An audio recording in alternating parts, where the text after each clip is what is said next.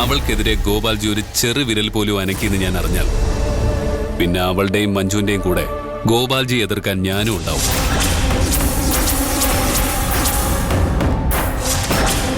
മഹിമയ്ക്ക് വേണ്ടി നീ എന്നെ എതിർക്കുവോ? തീർച്ചയായിട്ടും.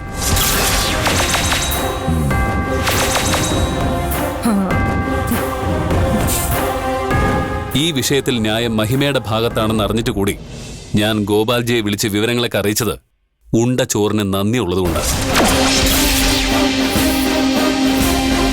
മഹിമയെ ഗോപാൽജി തടഞ്ഞിരുന്നെങ്കിലും അവളുടെ പേരിൽ കേസോ മറ്റ് നടപടികളോ എടുക്കാൻ ഞാൻ സമ്മതിക്കില്ലായിരുന്നു. രാഘവൻ മാഷ് അടക്കമുള്ള പല സാധാരണക്കാരുടെയും സ്ഥലം ഗോപാൽജി കൈയേറിയിട്ടുണ്ട്. അവരധ്വാനിച്ചുണ്ടാക്കിയ കാശുകൊണ്ട് വാങ്ങിയ ആ സ്ഥലം എന്തിന്റെ പേരിലാണെങ്കിലും സ്വന്തമാക്കാൻ ശ്രമിച്ചത് തെറ്റാണ്. ഗോപാൽജി ആ തെറ്റ് ചെയ്തു. മഹിമ ആ തെറ്റ് തിരുത്തി, അത്രേ ഉള്ളൂ.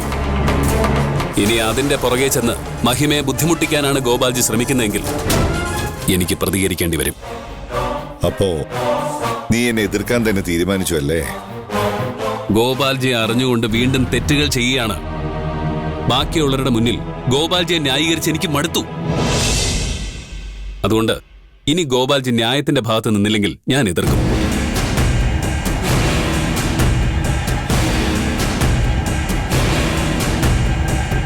ഗോപാൽജിയോടുള്ള സ്നേഹം കൊണ്ടാണ് ഞാനിതൊക്കെ ചെയ്യുന്നതെന്നൊന്ന് മനസ്സിലാക്കണം.